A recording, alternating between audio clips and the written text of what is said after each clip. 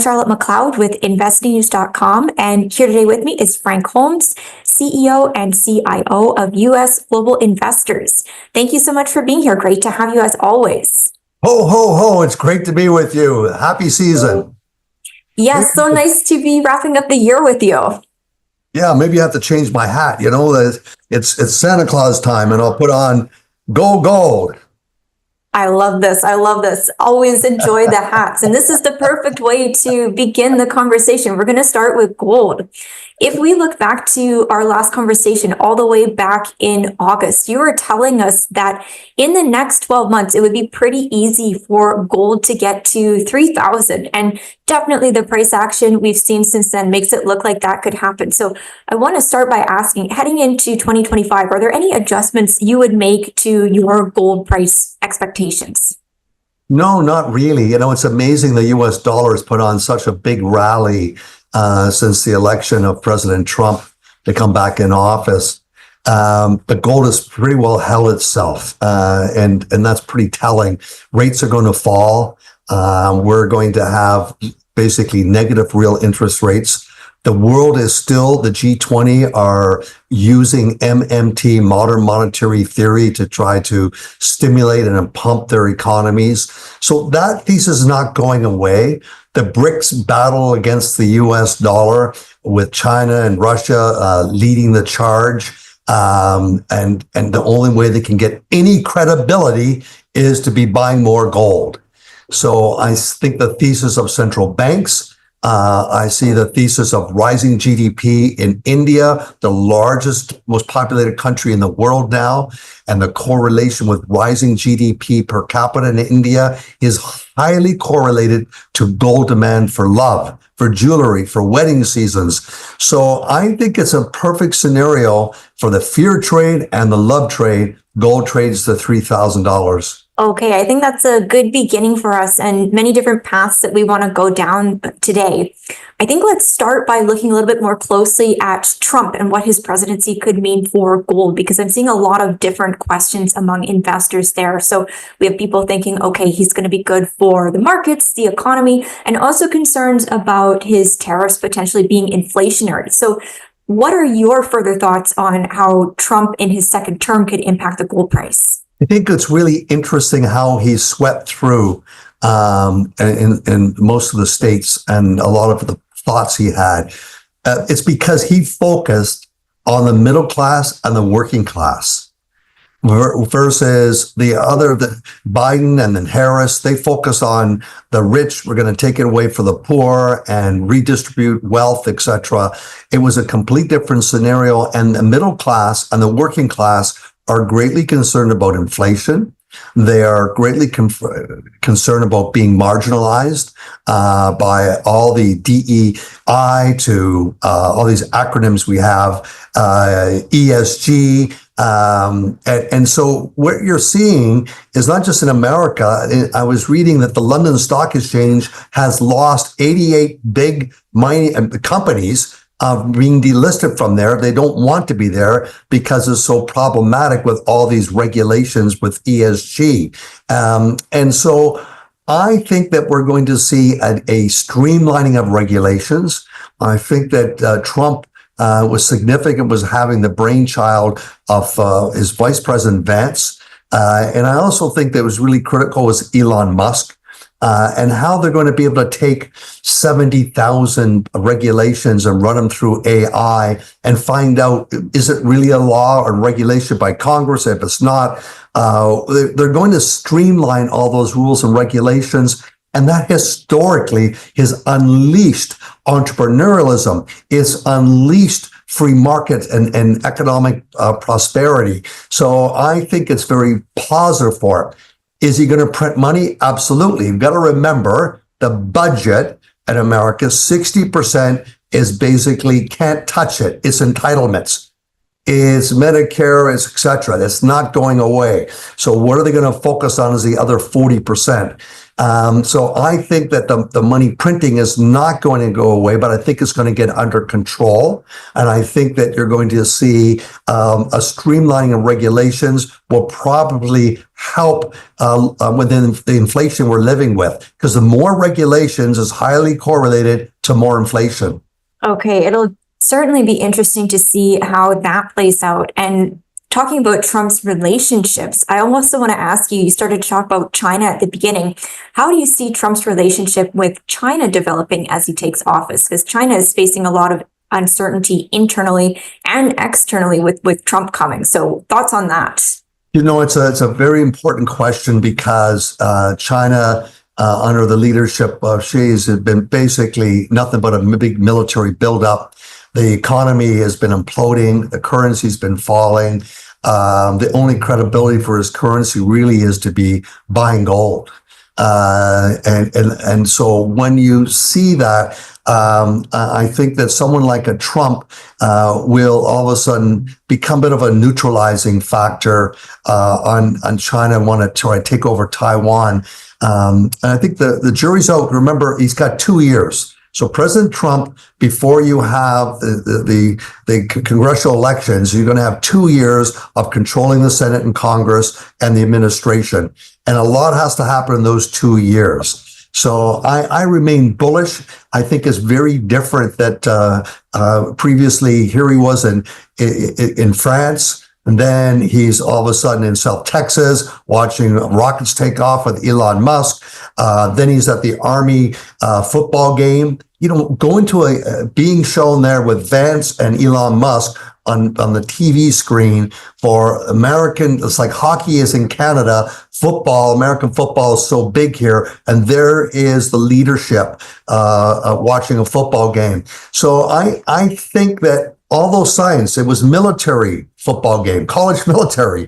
I think all those things are important signs of China slowing down on their military attack. What we have to be really careful of is what China's been doing in Africa and what they've been doing in South America and Latin America, how they've influenced from Venezuela now into Colombia, the big new port they have in Peru, the biggest gamblers at the casino, they tell me in Lima, are Chinese, the big time gamblers, which I get a chuckle out of. But I think their influence throughout Latin America, that's something to watch. And for gold bugs, that's something to watch. And what is America going to do regarding South America, which is so close to our doorstep, and what's going to happen in Africa? Because China is trying to lock up not just gold, but other strategic minerals. So I think that this will probably, see supply restrictions, and that will mean price rising. Right. You're so correct there in terms of China and the influence on metals mining, not just in China, but all around the world that we're seeing, of course, the processing side as well. Just a small follow-up question there. Do you think that Trump will have any luck in bringing those industries back into the U.S.? I think there's no doubt a big push for that. The CHIP Act has developed, and some bringing chips back into America, and Samsung is here, but it really never took off the way they expected, because so much was consumed with EPA, ESG, and DEI, and all these other acronyms, rather than manufacturing high-quality chips. I think under the stewardship of Trump and Elon Musk, you're going to see a big push in this direction. And I think that that's pretty positive. I think assets in America that are in minerals are going to become more valuable because of just the rule of law, but also what happens if frictions continue with China and what they're doing in supporting Russia in fighting Ukraine. Talking to a three-star general today, I was commenting how that North Korea soldiers are not doing well. They're not as educated. They're not as military savvy. So the Americans are able to see that. Now North Korea is losing face with their soldiers. So you don't realize that these are important dynamics that are taking place on the world scene, and the geopolitics of Putin, they're not going away. So I think that military spending will pick up in Europe. You'll see the countries like Germany, they're all ushering in more conservative governments. There's a backlash against the green socialist movement because all it's done is harm innovation. It's harmed productivity. This carbon tax has gone against farming, like kill 1 million cows to stop them from flagellating. And, it's just like silly policies that have been taking place. There's a swing back to that sort of conservative. That means more military spending, and that impacts the fear trade. That impacts gold because when governments have to go and spend more money like this, it means they have to continue spending money on military support. And I don't see that going away with NATO. I think that Trump will put pressure on Europe to continue to actually spend what they're supposed to be spending. The best ally is Poland. The rest of the countries still way behind. But they're going to have to print money to ignite their economies. And all these parts are really key for the element of gold. Yes, and you've told us many times about the fear trade, which we tend to see in the West, versus the love trade for gold, which we tend to see in the East. And I want to go back to what's going on in China, because we know that that's such an important buyer of gold, especially in the first part of 2024. We saw people at the retail level coming in and buying in China and elsewhere in Asia for gold. So with the economic issues that China is facing, is that love trade over there going to suffer in 2025? What are your thoughts? I don't think so much in China, but it's really important to watch what is the GDP per capita growth in India? What is the GDP capita growth in Indonesia, in Thailand, Vietnam, the Middle East? There is this high correlation to the love trade of rising GDP per capita for about 60% of the world's population. Okay, I think that helps us remember that this is truly global. But just to go back to the US for a little bit, so we are always closely watching the Fed when it comes to gold, and we've got one more Fed meeting in 2024. That's coming later this week. We'll get the results there, and I think very widely expected that we'll get another 25 basis point cut. So if we look beyond this meeting that is this week into 2025, I think you said at the beginning of this conversation we'll have rates coming down. What are you seeing from the Fed? Well, I think they're really in a tough place where they are, but they realize that credit card debt is at all-time high. Real estate is the biggest multiplier effect for job creation. People don't realize that $1 going into housing construction and then the sale of that house equals about $12. That's all that dollar turns over and over. Government construction, building a building is $4. So you're getting a bigger magnitude, and those interest rates are really a key factor for housing to get that going again, and they get people to feel better about the credit card. But you know what really shocks me, Charlotte, is the airline industry. All this negative news towards them, but United Airlines is up 130% this year. Who would ever think that? Yeah, 130%. And who would ever think that all the planes are packed? They're sold out. And if you look at flights for next year, there's no discounts. Like it used to be, I'll book 9 months out to plan my holiday. There's no discounts. And if you don't book now, by the time we get close to that time, it may go up. We used to have pre-COVID 2.5 million people flying. Now it's 3 million a day coming in through the US. So we have an interesting that if you have all this credit card debt and there's all this negative news on the global economy, how come the planes are all packed? How come more people are flying? Something else is happening, and it's to recognize that economy is sort of resilient. And I think there's tremendous hope. There's tremendous hope, and everyone in the world is watching Trump differently than they did when he was first elected. And what we'll be able to do with all these policies, such as mentioned earlier, a lot of the regulatory burdensome and open borders, all that stuff is going to end. And I think that people are saying, good, we're going to have a stronger economy, rates are going to come down. And I think in 6 months, we'll get a better flavor. But that doesn't take away anything for the demand for gold. Costco is continuing to sell gold. Walmart's into selling gold. And what's really interesting to me is the demographic research that came out from Costco is that it's a lot of professional Asian and Indian women that are the buyers of the gold at Costco. They are in Silicon Valley. They are in telecommunications. They're in all these medical business, etc. And they just buy gold. It's just part of a cultural affinity. So I think that we're in a wonderful bull market for gold. Okay, very interesting. And I think you're right. We're definitely in what feels like a wait and see period for the next month, couple of months or so as we wait for Trump to come in. So just one more final point on the US. You mentioned this economic outlook. What do you see coming? Are we going to get that soft landing that the Fed has been trying so hard to engineer?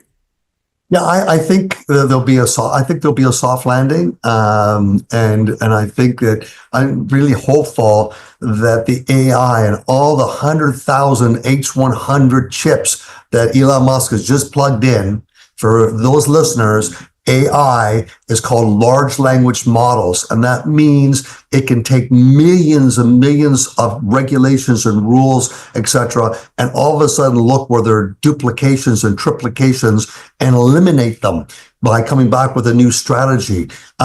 You can never do that with human beings. There's not enough people to turn around to look and cross-analyze. But now with these NVIDIA chips, they'll be able to do that. So they'll be able to streamline to make the government more effective and efficient. So I think that that's really positive for the stock market. What we've witnessed is a big backlog of IPOs taking public. Many mergers and acquisitions were stopped. JetBlue was stopped from buying Spirit, and then Spirit all of a sudden gets into financial problems. It's going to change. These dynamics are going to change for can-do, will-do business. Okay, so that's what's going on with the stock market there. What about gold stocks? We have to take a look at gold stocks. So gold has been on the move for sure in 2024. You see a good picture coming for gold in 2025. Gold stocks are moving, maybe not as much as people might like. What do you think? Are we going to have more of an outperformance from them in 2025? And of course, we can take the time to talk about the GoAU ETF and how that fits in here. I think there's some really interesting dynamics took place with this Bitcoin ETFs and how they competed with everyone and how fast they grew. There was data points shared with me last week that $1.8 billion left the GDX last year. So that was selling of gold stocks. The only gold stocks really to get the big bid were the most liquid names that hedge funds would come into: Agnico Eagle, Barrick, and Newmont. Those three garnered a disproportionate number of fund flows. The other ones that had good fund flows, if you look at what they call unbalanced volume, were those that had free cash flow yields. So those 40% of the 90 some odd gold producers I follow around the world, 60% of them have free cash flow yields. If we go back 10 years ago, it might have been 20%. So it's a much stronger industry. The quant world will go to where there's a free cash flow yield and a growth dimension to it. So I think that gold stocks are deeply undervalued, and I think they'll get that reset button. As gold trades higher, we will get that 3-for-1 sort of return. Gold goes up 1%. Gold stocks that have free cash flow yield or growth dynamic, they're going to go up 3%. Now, if you own a gold stock that's lagging, that has big reserves, it's probably going to get taken out, because that's the fastest and easiest way for a major to be able to get more reserves. So the money will be made on knowing who has the most reserves per share. And that's the same thing. We've done this quant research on all the explorers, and those stocks that seem to get the biggest bump and rise is when you look at each quarter, how many shares outstanding and how many reserves, even if they're probable reserves, not proven, probable, those stocks actually perform better. And I think the cheapest gold assets right now are actually on the stock market in exploration and developing companies listed in Canada. It's much cheaper to go pick those off than to go and do grassroots exploration in Latin America. Yeah, I think that makes a lot of sense. So that tells us where the gold stocks might be going next year and which ones we should be focusing on. So one more topic before we move on from precious metals, I have to make sure to ask you your thoughts on silver. So silver, we know, lags behind gold historically, and then it outperforms. What are your thoughts on silver heading into 2025? Of course, it's got its precious side, but it's also got its industrial side, which I think people worry might weigh on it a little bit. I think the premium of physical silver is still much higher than what the spot price reflects. If we look at the spot silver and you try to go buy silver at Kitco, it's much higher. That premium has not gone away.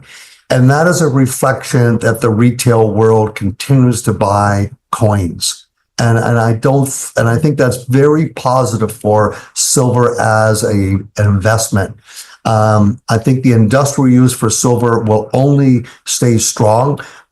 Leaders like Elon Musk are very big into solar, and solar needs silver. And I think it all begs extremely well for the silver. And I think the leverage for silver, like I said earlier, gold goes up 1%, gold stocks go up 3%, gold goes up 1%, silver goes up 3%, silver stocks go up 6%. So you will deal with silver stocks the way you have to deal with crypto mining stocks. They just have that much bigger DNA of volatility because there's two demand components to it. There's a much stronger industrial demand for silver, especially in the green economy, renewable economy. I don't think that's going to go away. I think that it's just going to be more thoughtful of how money's being spent in that direction. Okay, and one small follow-up there on silver. When you look at the silver stocks, which of course are going to outperform even more than the gold stocks, are you looking for the same types of companies as you are in gold, the companies with the free cash flow yield and the large reserves? I think that the big reserves is really important that they'll get bought by other silver producers. It's different dynamics for the silver companies, but the higher that they have a free cash flow yield, the stronger the bid comes into those stocks. And what's interesting is most of them are coming out of Latin America, where the currencies are weak relative to the US dollar. So I think that's a really important embedded hedge that countries in Latin America will continue to see their currencies remain weak against the US dollar. What people don't realize, Charlotte, is in 2002, Argentina basically oppressed all people that had US dollar bank accounts. They gave you $3,000 worth of pesos for your 10,000 US dollars, and those $3,000 worth of pesos today are worth $30. They have decimated your money. Even to this day, you can't have US dollar bank accounts in many countries, and people are feeling afraid. What keeps Argentina going? Their city, Buenos Aires, is so beautiful. US dollars. There's $25 billion in mattresses and pillows. And what you learn is that this stable coin called Tether, which is $145 billion, they have 300 million wallets or investors in that US dollar, and they don't earn interest on it. There's no interest. They just want to have US dollars. So when we leave North America, we don't realize how difficult it is in Africa, in South America, having a bank account, having US dollars. So I think that dimension is really important to appreciate in all those countries. Yeah, I think that's something that people might not necessarily know. It's so different from how it is here in North America. So really good to go into that. And now I think we've covered gold and silver pretty well. Let's take a look at Bitcoin. So you've been talking to us about Bitcoin for years at this point. I have to change my hat now. Yes, it's time for a new hat through your connection with Hive. And of course, you've been a proponent of Bitcoin. And now we see Bitcoin really, really on the move. Of course, gold has moved this year, but Bitcoin is taking off. So I have to ask you, what are the main drivers there? Is this all to do with Trump optimism? What else is driving Bitcoin right now? Well, government policies are always a precursor to change, like we talked about interest rates falling. There's monetary and fiscal policies. Government policies are A or B, monetary, fiscal. Monetary are interest rates and money supply. Fiscal is tax spending and regulations. Basically, the tax and regulations go together. And so you can see where the directions are. Well, President Trump has said that he is pro Bitcoin as a reserve asset. And that is a game changer. Now we have some people saying we should sell the gold and only own Bitcoin. And I don't think that that's going to happen. But I do think that more central banks around the world are going to start to look at Bitcoin as a reserve. And if 2%, BlackRock says to own Bitcoin should be 2% of your portfolio, like I've always advocated 10% in gold, it means that there's pent-up buying.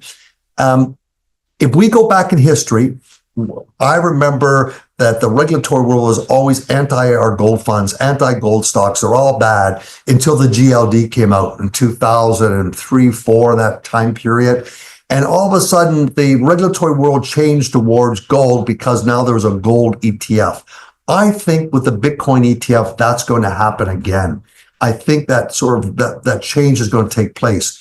What Bitcoin has that's so competitive regarding gold is that it's much easier to open an account to get Bitcoin than it is to actually buy physical gold.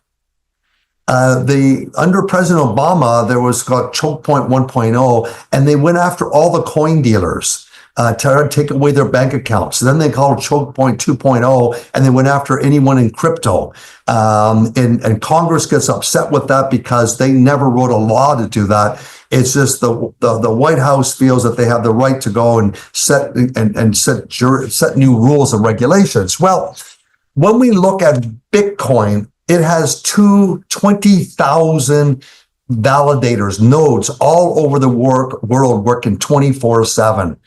You don't have 20,000 gold analysts. You don't have 20,000 gold exchanges. You don't have that magnitude. And so it makes it pretty competitive if Bitcoin continues to grow as a store of value like gold is. And it's easier to move around the world. And it's all about private property rights. So coming back to Argentina, they took away your private property rights. They confiscated your US dollars. So people want to be able to say, these are mine. Socialists do not want, and communists are anti any private property rights. Free markets are all about private property rights. Human rights are connected to private property rights. So Bitcoin and all the Bitcoin ecosystem have done a wonderful job explaining that all over the world. And these conferences are packed with it. You can see the bloggers. And what's interesting to me is that there's more memes. You can sit around and see more conversation. I was on talking to a group of CEOs, and they don't have an Instagram account for their corporation. They don't have for themselves. They don't have Twitter. They have someone else doing it for them. They're oblivious when you turn around and take a look at every crypto mining company or anyone that's in that ecosystem is fully aware of Reddit and how the story is used and told. They are fully cognizant of TikTok, their Instagram and Twitter, now X. And so I think that it's sort of left a lot of these gold world has to get caught up to what the social media and sites like yourself and the education you're providing is so powerful because they're not going to get it on CNBC. They are not going to get this on Bloomberg TV or BNN in Canada. They're going to get it from following you, Charlotte. And it becomes, so the Bitcoin world has gone to these other platforms to seek out information, to get insight. And they're both very similar. Gold is decentralized. Bitcoin is decentralized. Both are about portable property rights. And the difference is you can wear your gold and it looks beautiful. You can't really wear your Bitcoin unless it is gold. But it's easier to move Bitcoin to turn around to send it anywhere in the world, and it will become portable wealth. It's not so much money as like they call it digital money. Really, it's digital gold. It's portable wealth. And we're seeing as more people are acknowledging governments are not turning away from MMT. They're going to continue to print the money. Bitcoin has all of a sudden become every day talking with BlackRock, talking about it and educating people. And now they say 2% for asset allocators. That means it's only going to grow. And remember, it's capped at 21 million coins. There's still over 100 million ounces of gold produced every year. So that supply is still coming out. If it's not recycled, it's from mines and operating. If I would love to see more of the gold mining executives start, if they have free cash flow, to hodl their gold, don't sell it because it's too cheap. They should take a lesson from what Hive does. Hive hodls as Bitcoin. Our Bitcoin is up. Our holdings are up 67% year over year, and it's now worth $300 million. I mean, it's amazing to see. Well, I believe Bitcoin's cheap and inexpensive relative. So I also believe in gold. Both are alternative asset classes. Both are decentralized, and both are preservation of wealth against money printing. And you should own both. So many really good points there. Thank you so much for going into that. And just a little bit more on Bitcoin. You mentioned Bitcoin is cheap right now. We should have both of them, but Bitcoin is looking cheap right now.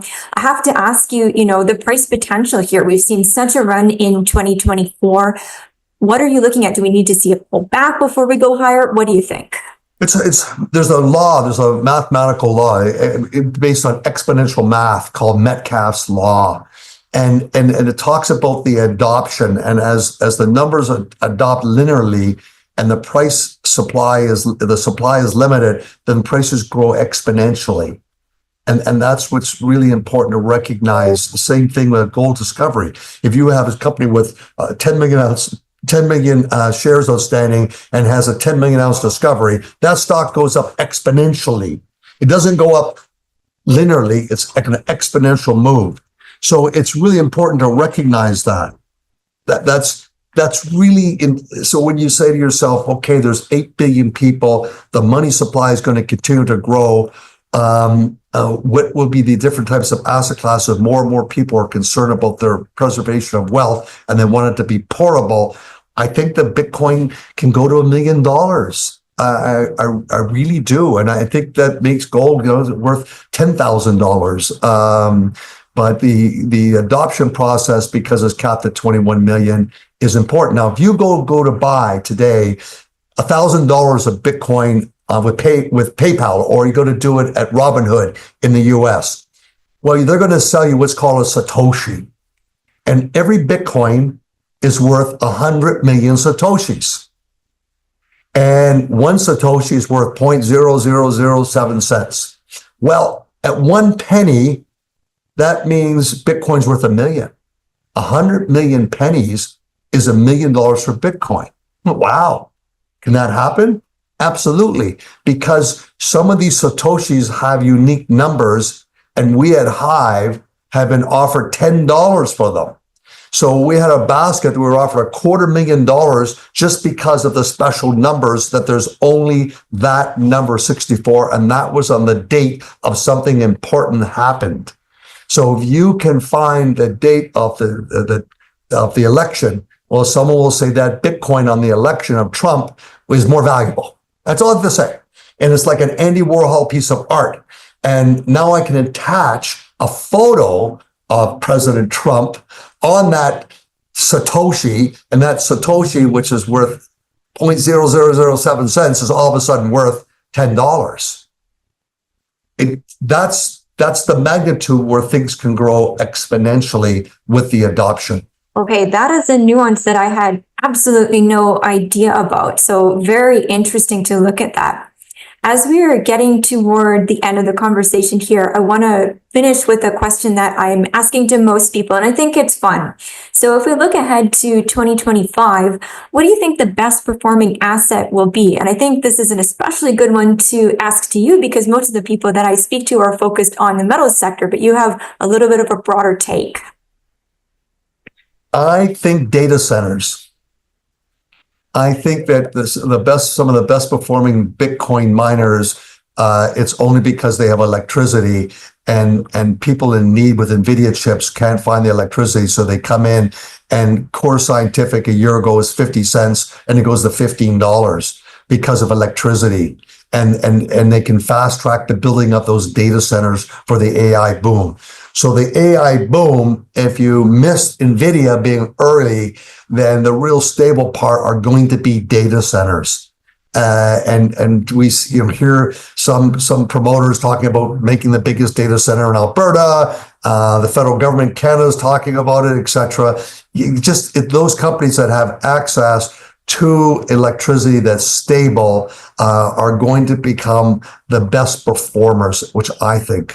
Okay, that's definitely an interesting one as well. Thank you for that. And before I let you go, any final thoughts you would leave investors with? We've had definitely an interesting 2024, and 2025 looks like it's going to be quite something. Yes, and just be optimistic is so important, because if you're so pessimistic, then you will miss the next great move, the great opportunity that's taking place in front of us, because you're too busy looking for the glass being half empty. Look for it being half full.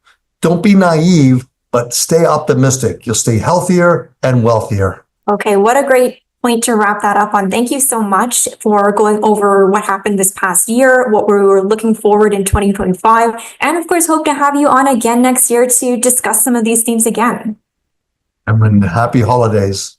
Of course, happy holidays. And once again, I'm Charlotte McLeod with investingnews.com, and this is Frank Holmes. Thank you for watching. If you like this video, make sure you hit the like button and subscribe to our channel. We'd also love to hear your thoughts, so leave us a comment below.